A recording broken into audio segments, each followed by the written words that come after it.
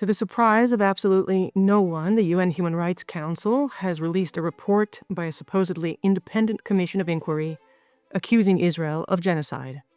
The council, which includes noted human rights bastions, Qatar and the Democratic Republic of the Congo, established the commission, which is comprised of a woman who believes that Israel's an apartheid regime which intentionally targets Palestinian schools, a man condemned by world governments for previous anti-Semitic statements, and a third member on the record as saying that the IDF constitutes one of the world's most criminal armies. The death tolls and injuries in Gaza are indeed high. Life is very hard for many civilians, and the efforts to clean out Hamas and other terror organizations mean that Israel has inflicted great damage on homes and infrastructure. But the 72-page report skews the numbers, the facts, and the law so badly that attempting to debate it on its own terms is the rhetorical equivalent of mud wrestling. It's sticky, dirty, and probably tops the list of things that are least likely to gain you much credibility or popularity. So, while we'll address the report in part today on basic law, we'll try to keep our conversation focused on bigger questions now accompanying Israel's ground offensive in Gaza City. The operation is in full force and only forecasted to conclude in several months at a minimum. Tens of thousands of Israeli reservists have once again joined the front lines, navigating one of the world's most volatile urban battlefields. Civilians are fleeing the city by the hundreds of thousands to an Israeli safe zone in southern Gaza. Despite attempts to protect Gazan civilian life from the intensive fighting in Gaza City, critics are calling this evacuation to safety ethnic cleansing. So there's a lot to discuss. Today on Basic Law, we're joined by one of the world's leading military experts in urban warfare, John Spencer, to unpack the reality on the ground in Gaza City, the brutal calculus of civilian evacuations, and how the intellectual smog now polluting the discourse of the law of armed conflict endangers more than just specific military missions. Mr. Spencer is the chair of war studies at the Madison Policy Forum and executive director of the Urban Warfare Institute. Welcome. Well, thanks for having me. Well, thanks for being here. So as you know, we're mainly going to be talking about other things. However, the report did come out last night. You have been doing a lot of media on this, and I'd love if you could share your thoughts as well with us for just a few minutes about what was written there. Sure. I would say, and I have been saying, that it's impressive. It's an impressive collection of Hamas data and distorted information. Just about everything that's ever been put out since October 7th, collected and then attempted to be, which is the impressive part, which is an assault on like just critical thinking. I could hand it to my, seventh grader and say, here's a statement. Does it sound right to you? Like, hopefully even she would know, like, well, what about this? What about that? Every bit of it is, I wouldn't say laughable because it's a very serious, straight libel in many cases, but how it doesn't discuss Hamas basically at all, how it makes statements like October 7th, while a war, probably war crimes, didn't warrant a large-scale operation in self-defense in response. It wasn't an existential threat. How it reposts, just so much information without any context, which is, it clearly is an assault on law, jurisprudence. But for me, like even critical thinking, like some of the things in there, like I was surprised by it for sure. You also have spent a good amount of your time in the past couple of years explaining that there's a unique kind of urban landscape that the IDF is tackling. And putting aside the obvious agenda behind this report, it always surprises me that people don't take it into account at all when discussing this issue, nor do they take into account the fact that Gaza, to some degree, only ran as effectively as it did thanks to Israeli supply of partially electricity, water, and of course allowing funding to go through to Gaza for many years. And for anybody who understands the history of this thing, the whole idea of a genocide just doesn't jibe. Yeah, that's the agree. And this is like, even if there's a an accusation that Israel has withheld aid for the purpose of eliminating an entire group of, or ethnic group, the whole definition of genocide, and then not include information about, which is historic, because I study war, right? So I know what every basically humanitarian operation has been conducted in coordination with wars and battles, and Israel's is historic, as in feeding an enemy's population or providing all services for an enemy's population in the midst of a battle. But if there's an accusation of Israel withholding something, but not including any information about like the over 2 million tons of aid that's been delivered since October 7th, or how 14 million liters of water is being delivered daily today to Gaza from Israel. So water from Israel being delivered. This is this assault on critical thinking that context, any reasonable person would say, like, this is a part of the conversation, right? The tunnels even. So the tunnels in Gaza, from a warfare perspective, or even from, like you said, from the history of Gaza, dating back from even before Israel disengagement in 2005, the investment in tunnels rather than infrastructure, tunnels for the sole purpose of military.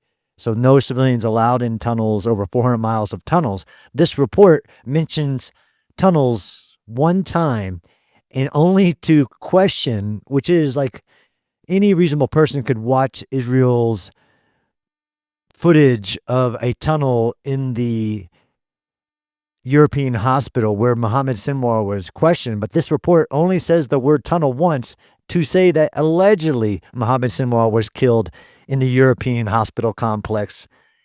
It's like I said, an assault on critical thinking. Okay, so what we're going to do now is move to things that require critical thinking. Yeah. And hopefully speak to an audience that's much more a fan of it than whoever's consuming the report without critiquing it. So Israel started its ground offensive in Gaza City.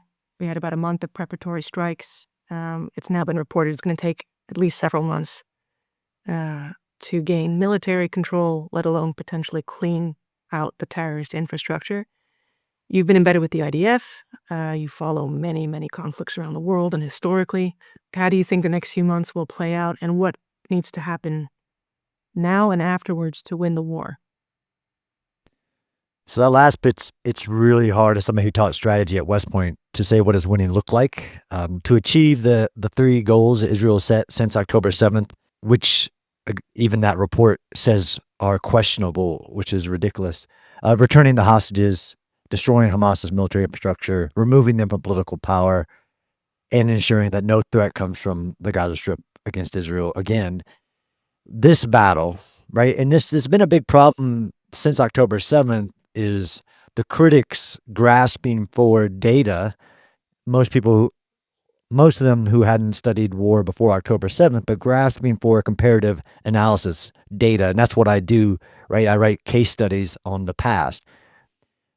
And people from the beginning comparing the Gaza war, which is a relatively small area, but it's still a massive Hamas military across many cities in a condensed area, but also in a larger perspective than a single battle. But now we have a defined battle that has, like you said, preparation has been set. Even before the announcements, the expanding of the humanitarian zone in southern Gaza, because of the uniqueness of this war, which has no parallel, where because of Egypt, the civilian population has had to remain in the entire Gaza Strip is a combat area, not because Israel says so, because of Hamas's disposition, composition, intent, its statements, its actions. The fact that the civilian population had to remain in the Gaza Strip has been an unparalleled situation. But now we're at this point where because of the hostages, Israel has not gone into Gaza City really since October 7th. They did limited raids into like Al-Shifa Hospital and other locations where Hamas was maintaining military capability in violation of the international law, of course, but pretty much left the center of Gaza City untouched. And I just released the case study of the first Gaza war in 2008. Gaza City, the depths of Gaza City, really have been never approached by the IDF. So this will be a challenge that the IDF have not faced really in its history. The density of Gaza City is much denser than any other of the major cities like Khan Yunis, Rafah, even other areas within the Gaza Strip. The IDF is not the same IDF since October 7th. What it's learned to be able to combat against Hamas tactics of using the tunnels.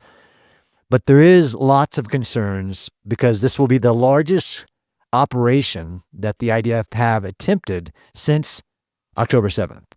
Right now, there's 2 divisions in Gaza City, with a third one being added. Some of the plans say up to 5 divisions on a single large city in Gaza City, which has a population before the battle began of over 1 million.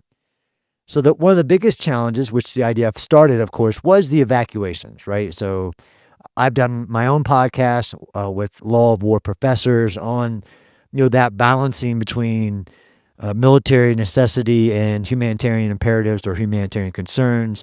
Israel has done this since October 8th.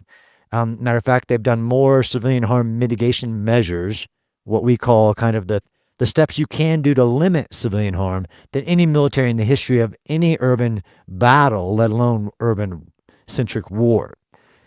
Israel started those evacuations, and then you have the uninformed or the bias saying that that is some way a bad thing.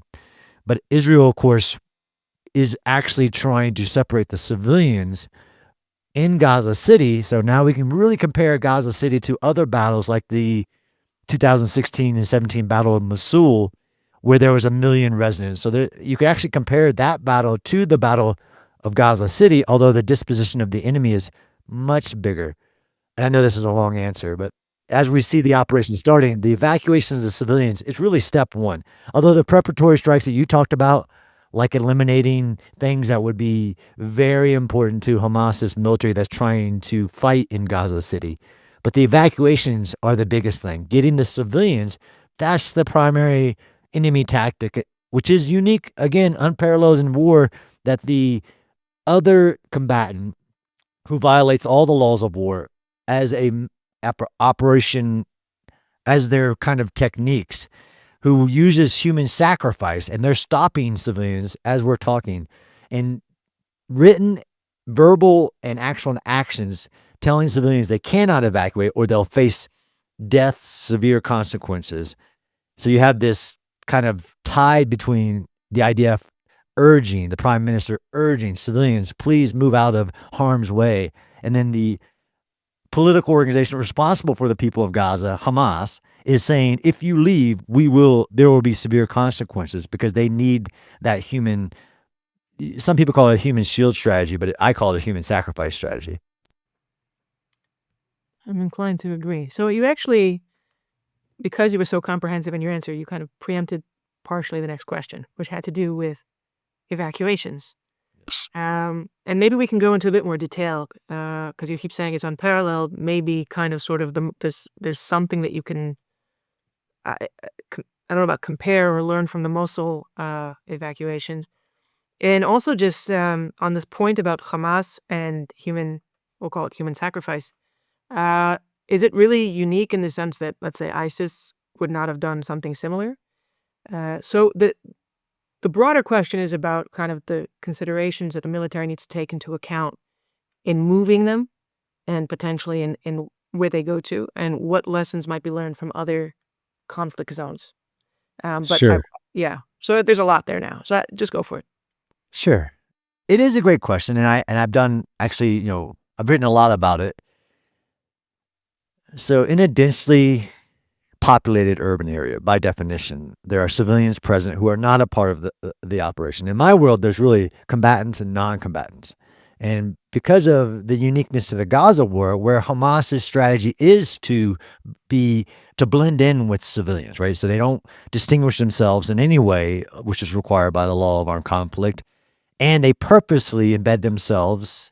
This is what really human shielding definition, as kind of defined in a larger body of work, is when they use not just the actual civilians, but the civilian protected sites, hospitals, mosques, schools, civilian homes, for military purposes to shield against the use of force against them. All it's a violation. And even knowing that, though, there are responsibilities of Israel or any force approaching an urban area. Giving notification is not a requirement in the laws of war, as in telling not just the enemy, but or the civilians, but also the enemy that you're coming is not a requirement. And there's plenty of operations in history, even with the U.S. military specifically, because we're one of the few in the Western, the world.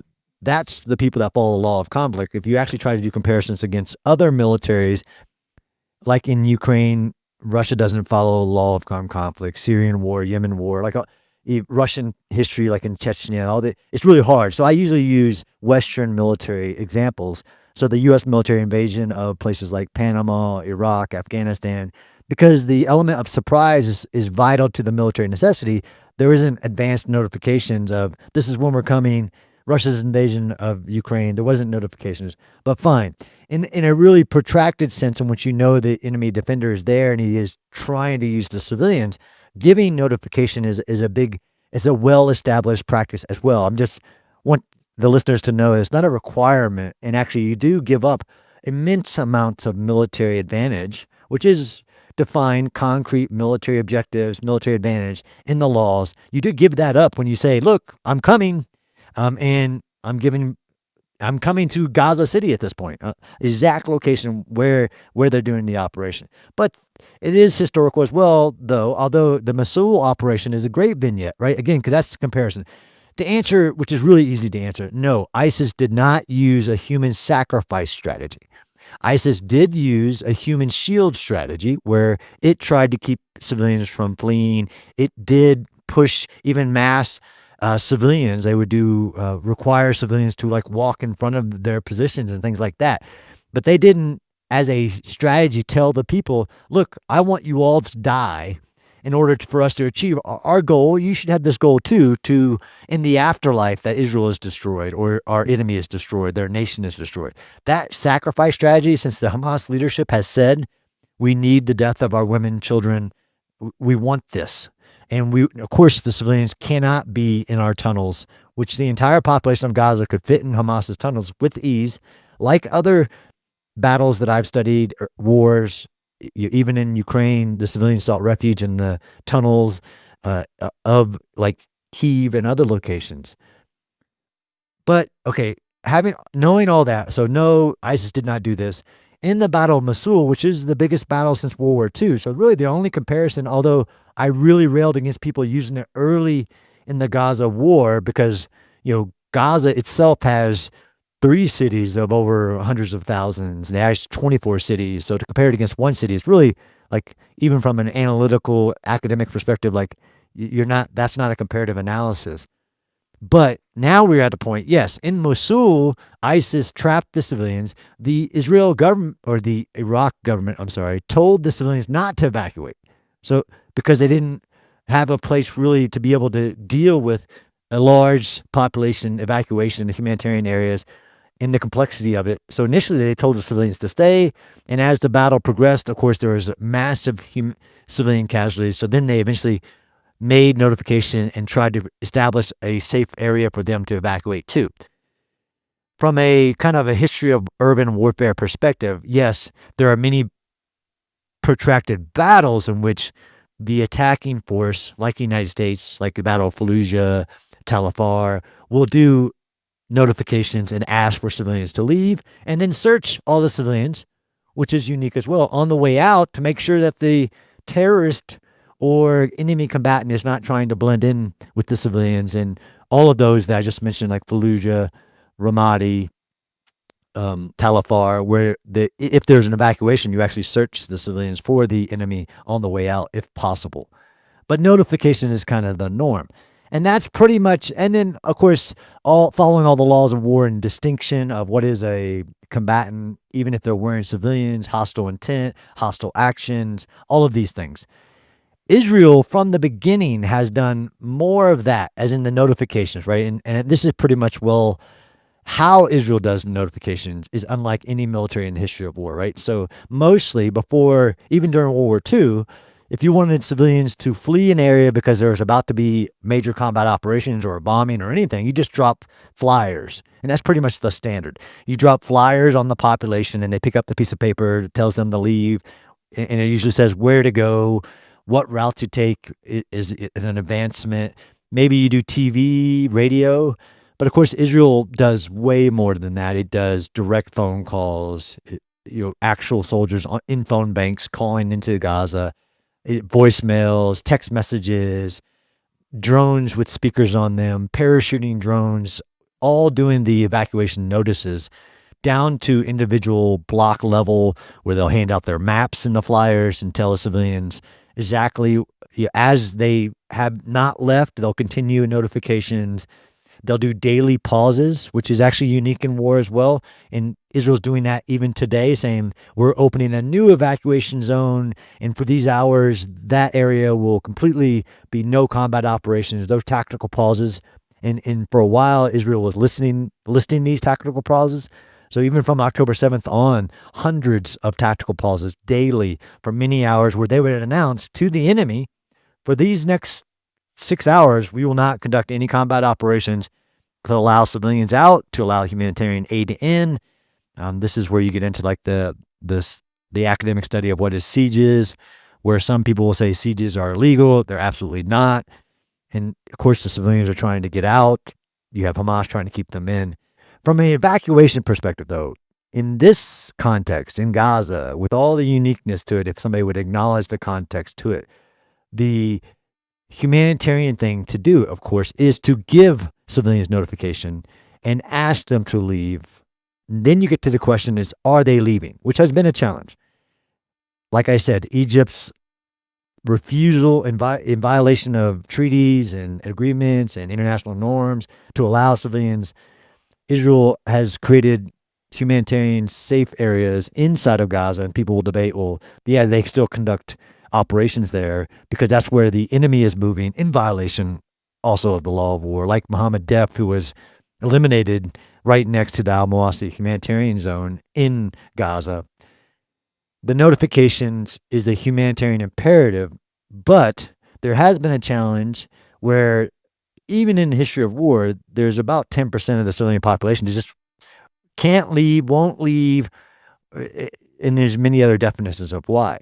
In the Battle of Gaza City, though, it started at 1 million. We've seen, like you mentioned in the intro, tens of thousands leaving. But then you do get to this challenge of the operation. You've given weeks of notices at a certain point. And this has actually happened in northern Gaza before now. And it's, of course, it's the big problem is that not just Hamas setting up roadblocks and stopping people, putting out written guidance that they can't leave, all of these things, but you do have a population in some sense that says, I'm not leaving. So how do you do a battle like this when the civilian population, which you've done given up the surprise, put yourself at risk for the humanitarian concern, when civilians don't leave? Then there's the question, okay, how do you move forward? You still move forward just with extreme care in one of the largest, if not the most complex military operation in an urban setting that's ever happened. So let me ask. First of all, thank you. That was actually very, very informative. And I'm gonna circle back around to evacuations in a second. But let me just ask you, because you keep stressing the unique character of the fighting. This is something that's always kind of been on my mind. It's not maybe the most politically correct query, so you're welcome to dodge it. But I've always wondered, because the IDF takes great pride in being what it calls, perhaps the most moral army in the world, whether going above and beyond in the ways that you're talking about, while in fact I think morally admirable, are militarily wise. Meaning, why go so much above and beyond what is considered the moral bar for other militaries? And does that impact the way that other militaries fight? It's a great question. with a lot of context and nuances. I agree, a very moral military. I am an advocate for at least acknowledge what the IDF does above the legal requirements, right? Which gets you into this very debatable question of legal requirements, which is the can do versus should do in warfare. That is a great academic discussion of, okay, would any other military ever be in this position? As in where the movement of civilians is not allowed, where the repercussions at a geopolitical perspective of even continuing an operation is being like the don't go to Rafah. You're giving the enemy sanctuary even within the context of the battle. No, I don't know of any other military other than Israel that would be forced to fight this way. So once you acknowledge that, then okay, would a moral, law-abiding military use the same tactics? My answer is no, because necessity has never forced any other military to be able to have this capability, and it's not a requirement. Like from the phone messages to the text messages to the roof knocking tactics that IDF do, like it's just not. No other military even has that capability at the current moment for many reasons. I think that another military would be as equally challenged, but not as capable as the IDF, given this context of the operation. Even the enemy, right? So the enemy in this scenario has had 20 plus years to prepare for this battle, the Battle of Gaza City. There is no other case study that I have right now, unless I go to ancient warfare and you talk about like castle, city-state battles, where the enemy has had 20 years. Even that one I told you about, the Battle of Mosul, ISIS had 2 years to prepare for it. And it did a really, you got to give ISIS credit for the defensive lines that it set up. And it did try to dig tunnels and all this stuff. It didn't have 20 years.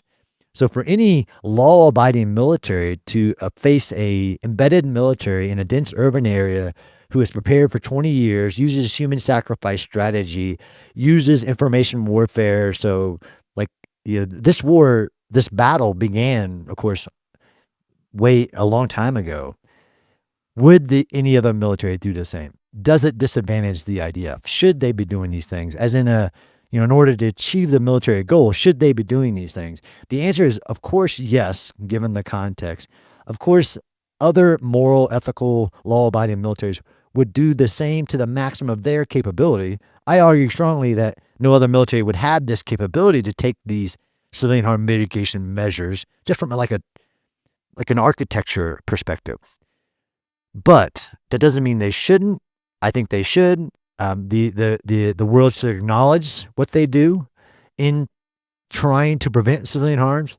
At the same time, the world should acknowledge what the Hamas combatant, who does have, and I did a podcast on this, which is kind of like, it's not trivial, but a defender of an urban area has legal requirements as well, like to designate protected areas as protected and leave them alone, like hospitals, schools, and mosques, like all to facilitate evacuations, all these things. That if Hamas has responsibilities too, but that's of course, people trying to wish that away. Like, no, let's talk this. You think the IDF should be doing things? What should Hamas do? Yes, doesn't matter what Hamas does. The IDF still has to follow legal, even historical. Right? This is where I'm very advocate, and I can make these strong statements. Like Israel has done more than any military in history, because that's a fact. You could question it, bring data. Like I say, in God I trust, all others bring data. Same thing with the aid delivery during battles in a war. Never happened in any war, not World War I, II, Vietnam, Korea, nothing. It's just crazy that people are like, but it's Israel. They have to. Like, no, but okay, let's acknowledge that it's never happened in war, never been asked of a military in war before. Long answer to say, yes, it disadvantages Israel from being able to achieve its goal. I'm trying to insert actual information of acknowledge the context, acknowledge that the crazy double, if not even a double standard, right? Which is what I've come to call the Israeli standard. A double standard would be almost like just something different that's happened before. That's one thing, but the ridiculous ideals of tactics, techniques, procedures, strategies, everything that have been used against Israel. Like, well, I agree you should be able to get your hostage back, but not this way. Do it another way. Well, you don't have another way, so just do it an Israeli way that we don't know what that is, but we're going to tell you that what you're doing is not acceptable. We're not going to say it's wrong. Yeah, of course, you have the right to defend yourself. Some people say that, although that commission report said that they don't.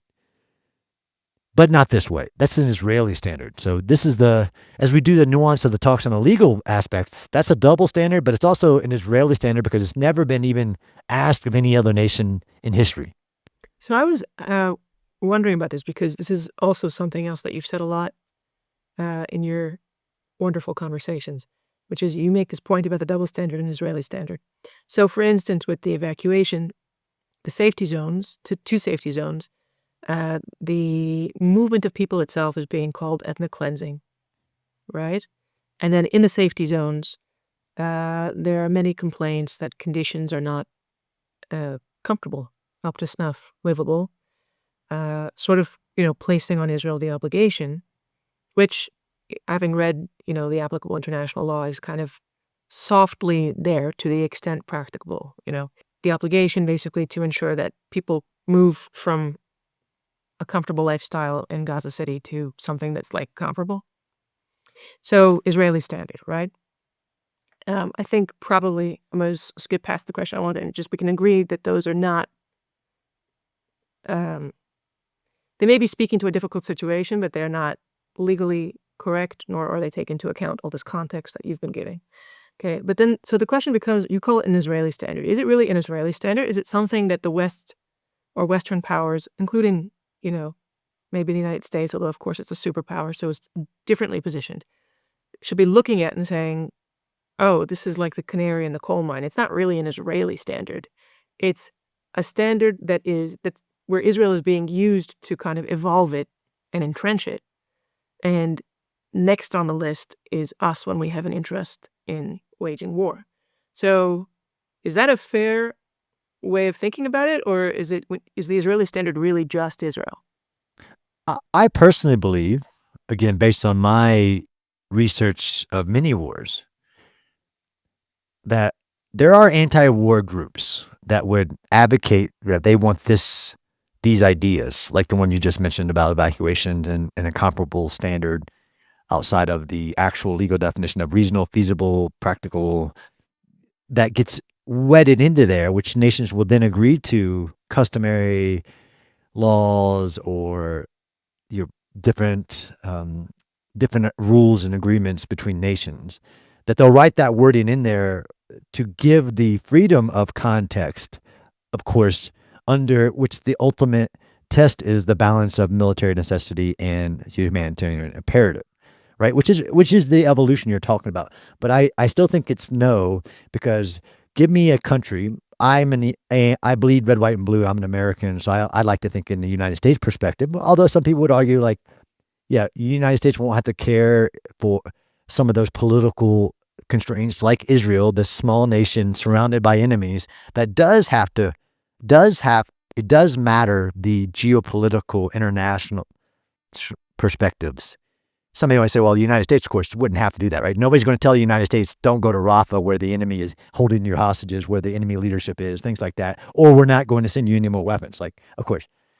But United States or any major law-abiding nation under attack would not even entertain many of the things that have been proposed to Israel, or things be allowed as the status quo, like the Egypt thing that I won't let go of because it is wild, that the number one thing, that the humanitarian imperative, the number one thing that could reduce civilian harm in Gaza is the civilians being moved just a few kilometers outside the combat areas in which Hamas wants their use. Like, that should be like in an international UN Security Council, UN General Assembly, like it's almost, but because it's Israel. Any other context, I think, so any of the other standards even given this context, no other nation would entertain these, not double standards, but these recommended answers to the challenges that are present in other battles and wars and will be present in the future of wars. But there's no, I don't think, personally, as somebody who studies this, although I have been a part of many conversations like trying to ban the use of bombs in urban warfare. I've been a part of those conversations before October 7th, and there are many groups who are trying to ban the use of any explosive weapon, artillery, mortar, you name it, in an urban area, which would, I argued academically, would drive warfare into the areas in which people are trying to keep warfare out of, which is in the civilian areas, right? Where the civilian population, the infrastructure, all the damage is happening.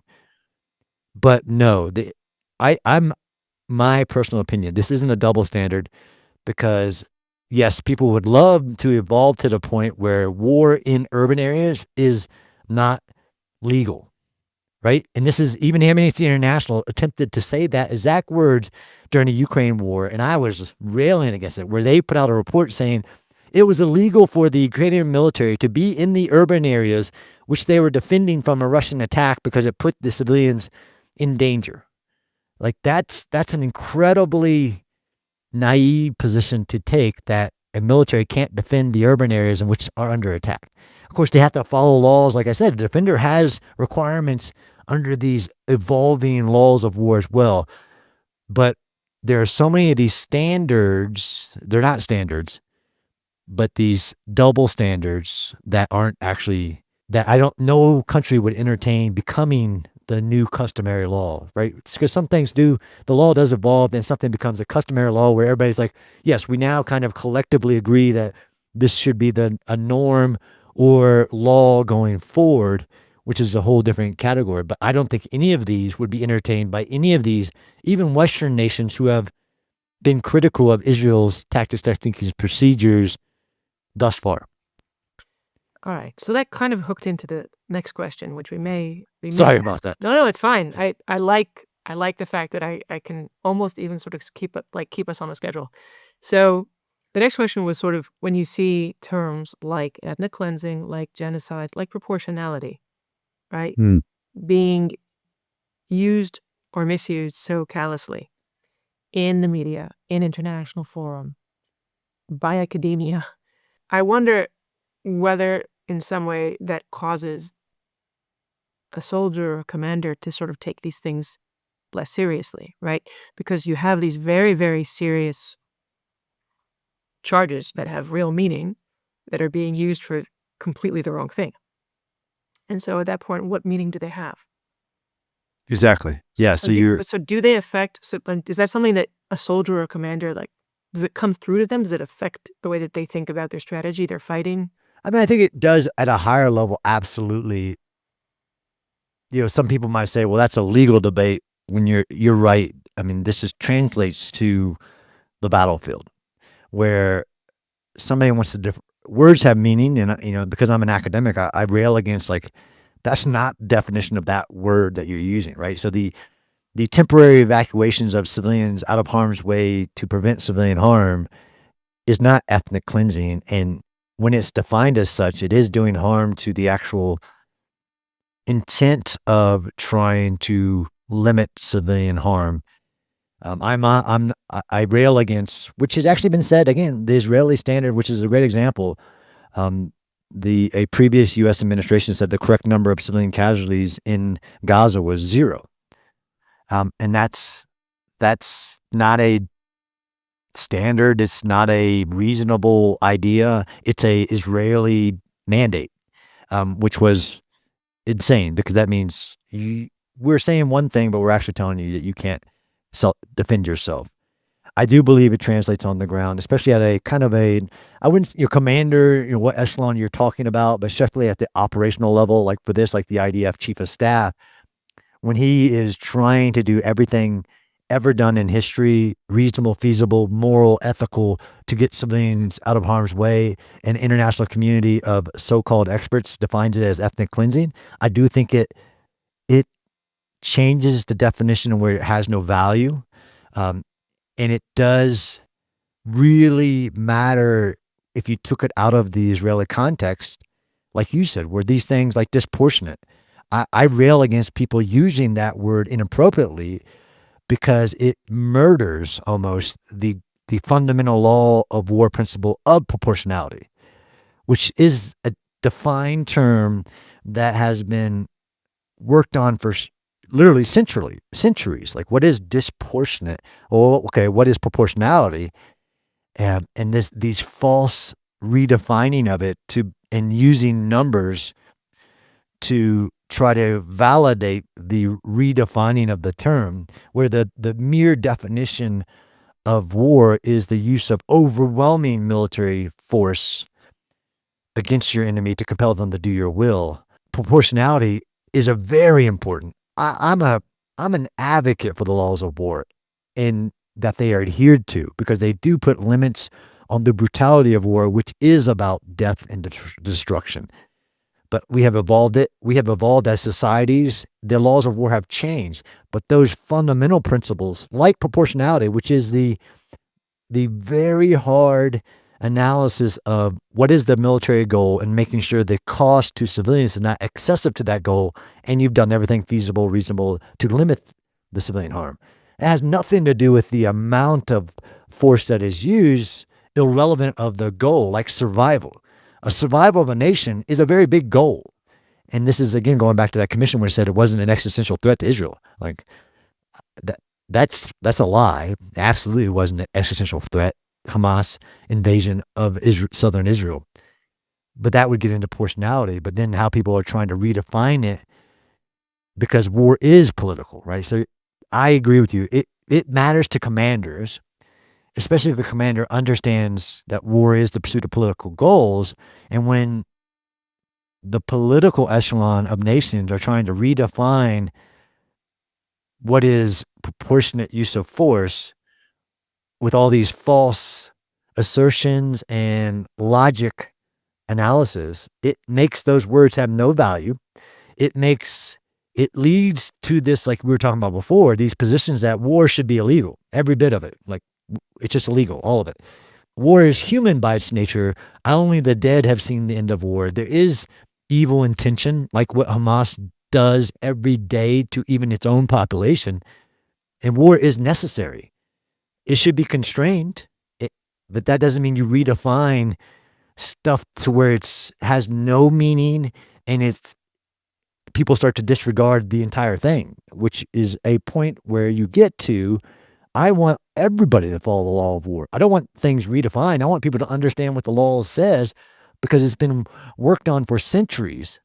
Literally, I had a debate with some ridiculous clown, because he's defined as a comedian, who is trying to redefine the definition of intent in war, and then like what is intentional killing versus collateral damage versus proportionality analysis, where if you just let people just run wild with definitions and not understanding what the actual law of war is intending to do, it isn't trying to make war illegal. It's trying to put limits on the law, on wars, but not make it illegal. And this trend of redefining things like ethnic cleansing or genocide or crimes against humanity, when it's really problematic for the future, of course, for the future of Israel's ability to defend itself, but any nation, especially a democratic nation in the Western world that follows the laws, because that would be step one. All nations follow the law of war, and there are severe repercussions if you don't, but that's not where we're at. All right. Well, we are leaving a lot on the table to be discussed in what I hope will be a future episode. I really thank you for your time. And to our viewers, I will wish them a Shana Tova, at least to those who celebrate Rosh Hashanah.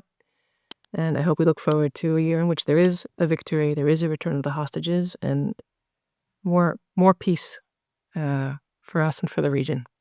And so thank you again, and Thanks so much. Next time. Hi. I want to close with an invitation to those of our viewers who are lawyers in the States. The time has come to offer you an opportunity to see both the legal issues relating to the war as well as those driving internal Israeli dynamics from up close.